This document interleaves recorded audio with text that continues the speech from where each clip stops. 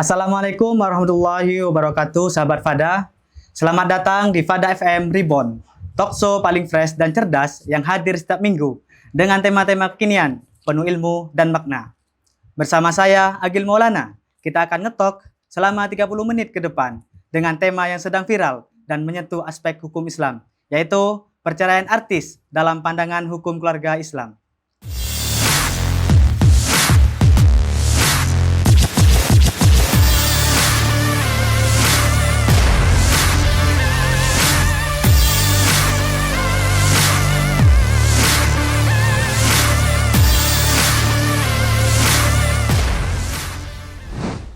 Sahabat Fada, di tengah ramainya media sosial, berita tentang perceraian artis seakan tak pernah sepi. Namun, di balik berita dan gosip itu, ada hal yang penting yang harus kita bahas secara ilmiah. Bagaimana hukum Islam memandang perceraian, khususnya di kalangan artis? Untuk menjawabnya, sudah hadir di studio Fada FM seorang narasumber yang pasti kompeten. Beliau adalah dosen hukum keluarga Islam, yaitu Dr. Muhammad Zainuddin, Magister Hukum Islam. Sebelum masuk lebih dalam, Pak, selamat siang, Bapak. Oke, selamat siang. Bagaimana kabarnya, Bapak? Alhamdulillah, sehat-sehat, segar. Saya boleh tahu sedikit tentang Bapak? Pokoknya Bapak di sini, ini pada tahun berapa menjadi dosen di Universitas Nurul Jadid khususnya, Bapak? Kebetulan saya sudah di Universitas Nurul Jadid ketika masih berstatus Institut Agama Islam Nurul Jadid mulai tahun 2016. Sampai sekarang masih tetap dipercaya untuk mengabdi di Universitas Nurul Jadid dan bisa mengabdi sesuai background keilmuan saya.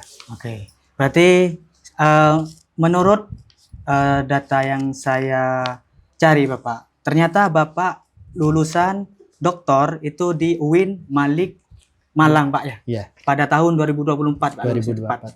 Oke. Baik, Bapak. Ngomongin tentang artis. Berita tentang artis ini selalu menjadi perbincangan hangat di media sosial, Pak. Bahkan ada 7 artis di tahun 2025, Bapak. Ini mendaftarkan dirinya di pengadilan agama, Pak. Nah, menurut pandangan Islam ini bagaimana hukum perceraian di Islam sendiri, Bapak? Oke.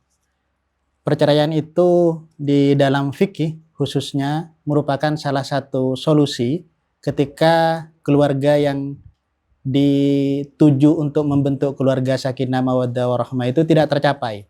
Akhirnya diberikan solusi untuk bercerai dengan alasan-alasan yang dibenarkan oleh syariat. Sampai Nabi Muhammad bersabda, ahalallahul tolak itu sesuatu yang halal, tapi sangat dibenci oleh Allah. Itu versi fikih. Dalam konteks keindonesiaan, perceraian itu sangat dibolehkan, tapi dengan aturan yang sangat ketat. Salah satunya harus melalui hakim perceraiannya, yakni lewat pengadilan agama. Di dalam fikih, hak cerai itu hanya ada di suami. Oleh kelompok-kelompok gender dan feminisme itu dianggap tidak adil. Akhirnya di Indonesia, perempuan juga punya hak untuk meminta cerai. Makanya banyak para artis, terutama perempuan, mengajukan perceraian. Bukan mengajukan perceraian, tapi meminta cerai kepada suaminya. Itulah yang dinamakan ketika misalkan banyak berita-berita viral di media sosial, istri menggugat suaminya. Artinya meminta hak cerai yang ada di suami untuk dijatuhkan kepadanya. Itu dibolehkan, namun dengan alasan yang ketat. Alasan-alasan itu kita bisa lihat di kompilasi hukum Islam yang merupakan pedoman hakim dalam memeriksa di Inpres nomor 1 tahun 91 ataupun di Undang-Undang nomor 1 tahun 1974 tentang perkawinan. Ada alasan-alasan perceraian yang spesifik yang harus disampaikan oleh pasangan.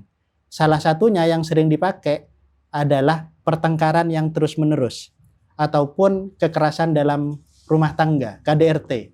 Itu yang biasanya dijadikan oleh para pasangan ketika dia mengajukan perceraian. Jadi cerai sah-sah saja. Namun ketika dalam konteks keindonesiaan harus melalui pemeriksaan yang ketat. tidak semudah seperti yang ada dalam kajian fikih, seorang laki-laki hanya bilang kata cerai kepada istrinya selesai. Tapi Indonesia tidak. Indonesia ingin melindungi ikatan perkawinan. Jangan sampai dengan mudahnya menceraikan istrinya, begitu. Tadi Bapak sempat menyenggol tentang problem atau masalah yang dihadapi oleh seorang pasangan ya Pak. Contohnya seperti KDRT dan juga ekonomi. Nah, di Probolinggo sendiri Bapak, ada 20% seorang suami itu mentalak istrinya dan 80%-nya itu seorang istri Bapak. Apakah problem itu hanya dengan dua Pak, KDRT dengan perekonomian Bapak? Oke, memang secara data yang terbesar ketika mengajukan perceraian itu dari pihak istri. Atau kalau dalam pengadilan agama dan istilah hukum formilnya itu adalah cerai gugat, bukan cerai talak. Jadi di familiar di kajian hukum itu kalau cerai talak diajukan oleh pihak suami, jika cerai gugat itu diajukan oleh istri. Yang paling banyak, terutama di Probolinggo itu cerai gugat dengan alasan ekonomi di mana suaminya itu tidak menafkahi ataupun bahkan menelantarkan keluarga. Jadi alasan ekonomi, KDRT, penelantaran atau bahkan ditinggal begitu saja oleh pasangannya itu juga banyak. Tapi yang terbesar dan di pengadilan agama manapun itu adalah tentang KDRT dan ekonomi. Yang terbaru terkait alasan-alasan perceraian, ketika seseorang mendalilkan perceraian dengan alasan pisah ranjang atau pisah tempat tinggal, maka pisah tempat tinggalnya itu harus dibuktikan sudah menyentuh angka 6 bulan. Kalau kurang dari itu, maka hakim bisa menolak permohonan perceraian sehingga ikatan perkawinan tetap berlangsung sampai kapanpun. Karena tanpa ada alasan perceraian dan ada akte cerai yang dikeluarkan oleh pengadilan, maka sampai kapanpun yang bersangkutan tetap menjadi pasangan suami istri yang sah, begitu. Oke, ini pertanyaan ketiga Bapak, mohon maaf.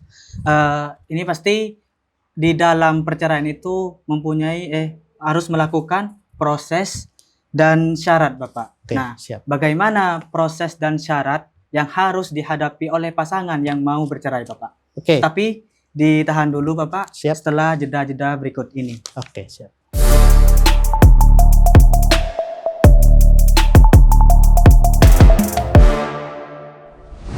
Kita lanjutkan kembali sahabat Fada tentang materi perceraian artis. Oke Pak, Oke. pertanyaan yang tadi Bapak, apakah ada proses dan syarat sebagai seorang pasangan itu menjalankan persidangan Bapak? Oke. Jadi di Indonesia negara hukum, bukan negara hukum Islam. Jadi terkait perceraian itu sudah diatur dalam Undang-Undang Nomor 1 Tahun 74 dan ada turunannya Peraturan Pemerintah Nomor 9 Tahun 75. Di sana diatur ketika ada pasangan yang hendak mengajukan perceraian, baik dari pihak suami dengan cerai talak ataupun dari pihak istri dengan cerai gugat, harus mengajukan ke pengadilan agama setempat, di mana dia berdomisili atau di mana perkawinan itu dilangsungkan. Dengan melampirkan pertama, bukti perkawinan. Yang kedua, identitas kependudukan, serta alasan-alasan hukum yang dibenarkan untuk mengajukan perceraian. Itu saja. Itu saja Pak. Nah, biasanya artis ini sering kali Pak mengumbar aib pasangan masing-masing itu di media sosial. Tak jarang bahkan ada seorang artis itu menjelekkan mantan suami atau istrinya Bapak. Menurut pandangan Islam itu bagaimana ya Pak? Oke, menyebar aib dengan alasan apapun itu tidak dibenarkan. Baik itu aibnya orang lain ataupun aib keluarga itu sendiri. Sehingga ketika ada perkara perceraian dan dalam proses pemeriksaan di persidangan itu harus dilakukan dalam proses persidangan tertutup, tidak terbuka untuk umum. Jadi alasan perceraian yang disampaikan oleh salah satu pasangan baik suami atau istri yang mengetahui hanya mereka tersendiri dan hakim yang memeriksa perkara tersebut. Tidak boleh diumbar. Karena kembali ke permasalahan aib memang harus semua ditutupi. Jangan diumbar terkait aib-aib yang dimiliki oleh pasangannya. Sehingga salah kaprah ketika misalkan artis itu menyampaikan aib pasangannya untuk menaikkan popularitas. Sehingga aturan formilnya ketika ada pemeriksaan sidang perceraian di pengadilan agama pasti dilakukan pemeriksaan secara tertutup. Tidak boleh diikuti halayak umum. Pada faktanya wartawan-wartawan selebritis itu biasanya hanya bisa meliput berita di luar sidang. Di dalam sidang tidak boleh ada yang ikut karena itu bersifat privasi. Karena berhubungan sama keluarga, begitu. Oke Pak, kita kembali lagi ke wilayah kita yaitu Probolinggo Bapak. Siap. Di Kabupaten Probolinggo itu pernah menduduki 3 peringkat se-Jawa Timur Bapak tentang perceraian paling tinggi di Jawa Timur Bapak. Nah, di tahun 2024 kita bisa menghilangkan potensi tingginya angka perceraian itu Bapak. Apakah ada program khusus di Probolinggo itu sendiri Bapak? Oke, yang pertama salah satu cara yang dilakukan oleh pemegang kebijakan, terutama pemerintah dan Kementerian Agama itu, setiap pasangan yang akan melangsungkan perkawinan harus mengikuti bimbingan perkawinan dahulu. Wajib hukumnya. Jadi KUA tidak akan mencatatkan proses perkawinan yang dilangsungkan oleh pasangan ketika yang bersangkutan tidak mengikuti bimbingan perkawinan. Yang isinya adalah bagaimana membangun keluarga harmonis, bagaimana mencegah perceraian, bagaimana kesehatan mental, bagaimana kesehatan reproduksi, sehingga pasangan yang sudah diakad nanti di kemudian hari bekal-bekalnya lebih siap untuk mengantisipasi itu. Itu yang kedua, pendampingan dan pencegahan terhadap pernikahan dini, dan itu terjadi lumrah di masyarakat, sehingga kita sebagai masyarakat akademis bisa sama-sama mencegah pernikahan dini yang terjadi di masyarakat. Karena ketika tidak siap mental, tidak siap keilmuan, tidak siap ekonomi, maka akan berakhir dengan perceraian. Oke, tentang perceraian ini Bapak, imbasnya kepada pemuda yang tahun 2025 ini sedikit menurun Pak, menurun pernikahan Pak. Mereka tidak mau menikah terlebih dahulu sebelum mereka mapan gitu Pak. Terbukti di tahun 2025 dan 2022 paling parah Pak pernikahan ini Pak. Ini apakah menurut Bapak sendiri apakah bagus untuk kedepannya Bapak? Oke, perlu pendampingan dan kesadaran dari individu terkait kesiapan umur, kesiapan mental untuk menikah. Jangan hanya karena lihat di medsos bahwa pernikahan itu menarik, akhirnya ingin menikah.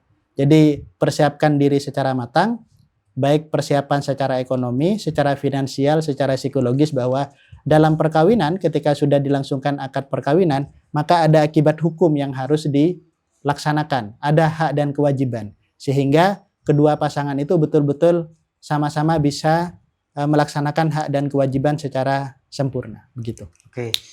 Saya pernah mendengar nih Pak, mendengar tentang talak online. Nah, apakah ada konsekuensi tertentu Bapak tentang talak online melalui media Bapak? Tapi tunggu dulu setelah pariwara berikut ini.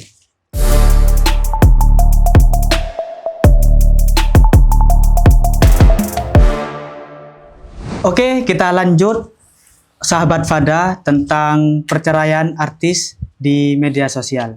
Bapak, saya ingin mengkonfirmasi ulang bahwasannya data perceraian di Probolinggo itu bagaimana, Pak?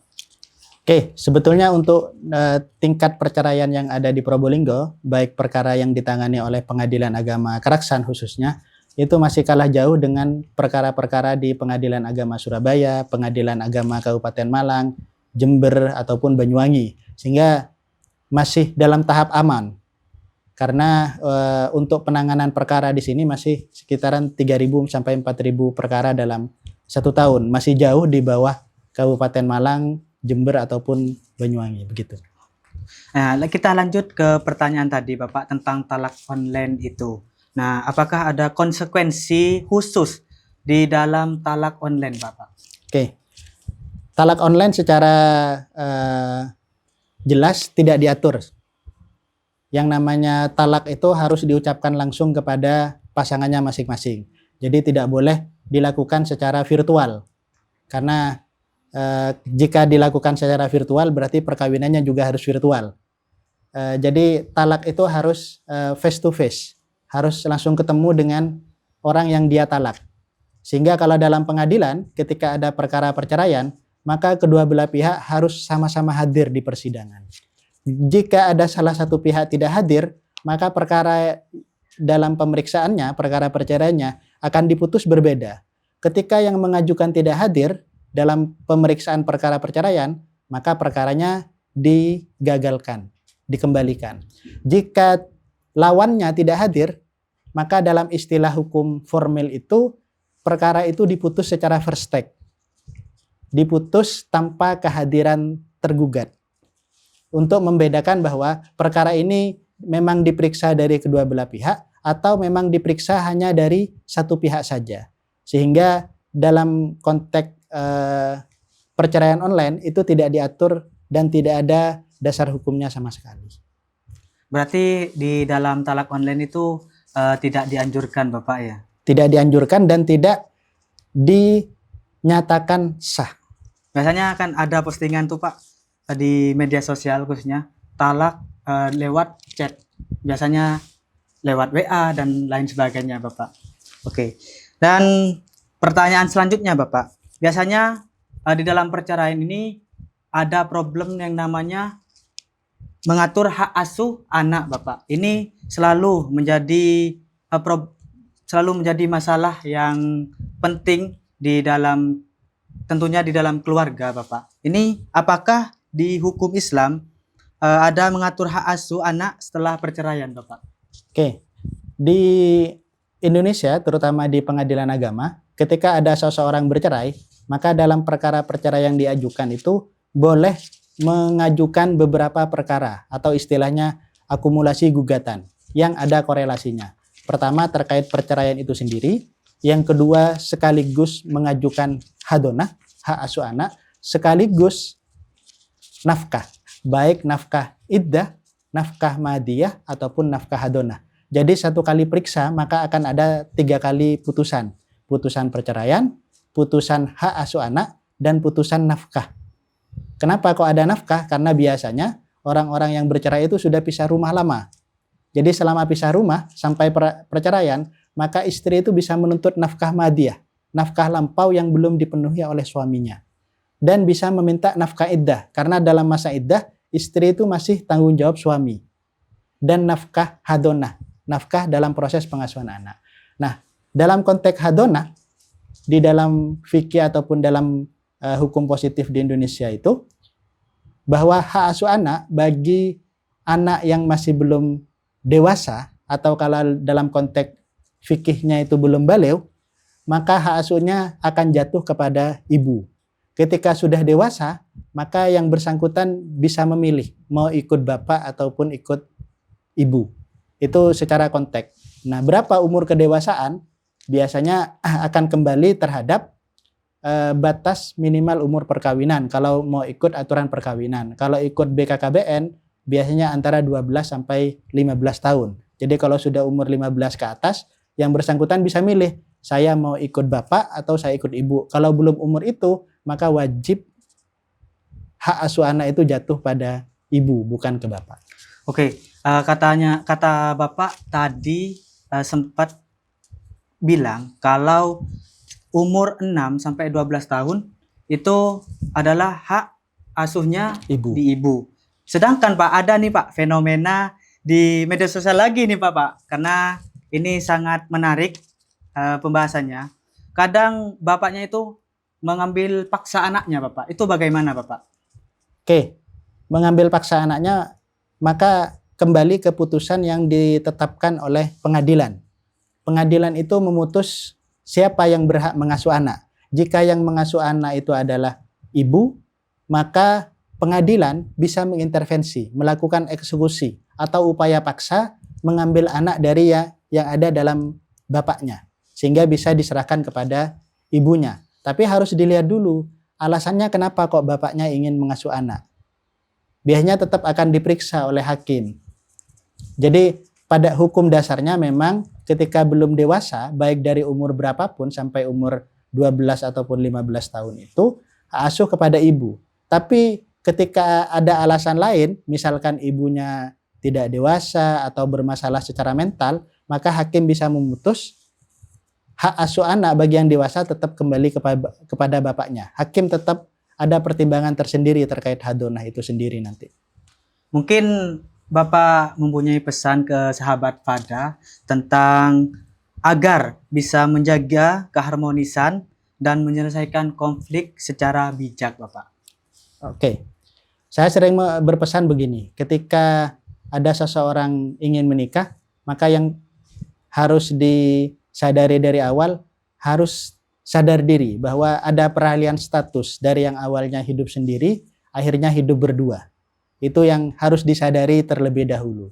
Ketika hal itu disadari, maka hak dan kewajiban yang ada di masing-masing pasangan, insya Allah akan terlaksana. Tapi ketika misalkan dari kedua belah pihak belum menyadari bahwa saya hidup dengan seseorang, maka pasti akan ada pertengkaran-pertengkaran. Atau kalau bahasanya anak sekarang, harus jaga ego. Ego sektoralnya dijaga. Harus saling mengalah. Kalau ada yang jadi api, satunya harus jadi air. Makanya konsultasi psikologi, bimbingan perkawinan, ataupun tes-tes yang mendukung untuk mengetahui kepribadian pasangan, itu bisa diikuti semua. Kalau di pondok ada tes Stephen untuk mengetahui pasangan yang cocok itu seperti apa, bisa diikuti. Atau ingin mengetahui, sama-sama cek ke psikolog, ingin tahu, oh pasangan saya kepribadiannya begini, sehingga pasangannya tahu, oh kepribadian pasangan saya begini, jadi saya harus menghadapi begini.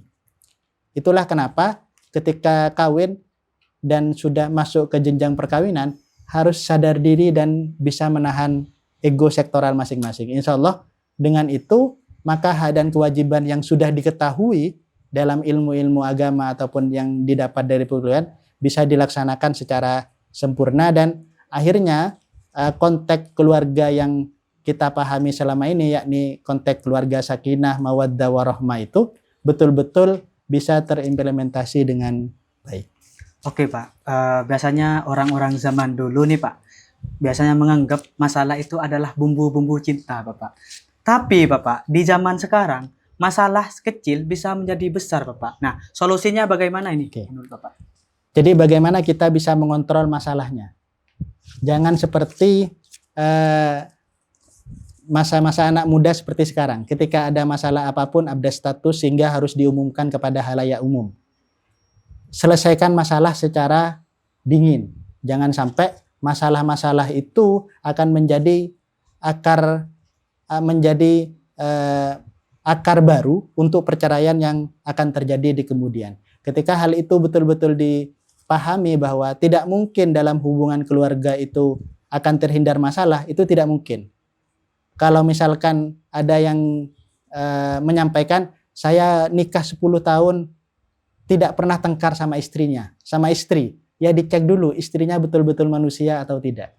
Ketika misalkan sama-sama manusia, sesama punya ego, punya akal, insya Allah pasti ada pertengkaran. Sehingga kembali ke kesadaran masing-masing pasangan untuk menunaikan hak dan kewajiban masing-masing. Oke, terima kasih atas semua jawaban Bapak. Masya Allah, luar biasa banget pembahasan kita hari ini. Terima kasih kepada narasumber yang telah berbagi ilmu dan perspektif hukum Islam yang begitu berguna. Untuk sahabat Fada semua, ingatlah, perceraian memang dibolehkan dalam Islam, namun ia adalah hal yang paling tidak disukai oleh Allah Subhanahu wa taala. Jadi, jagalah komunikasi, kejujuran dan kedewasaan dalam rumah tangga. Saya Agil Maulana, pamit undur diri. Sampai jumpa di talkshow berikutnya hanya di Fada FM Reborn. Assalamualaikum warahmatullahi wabarakatuh. Waalaikumsalam.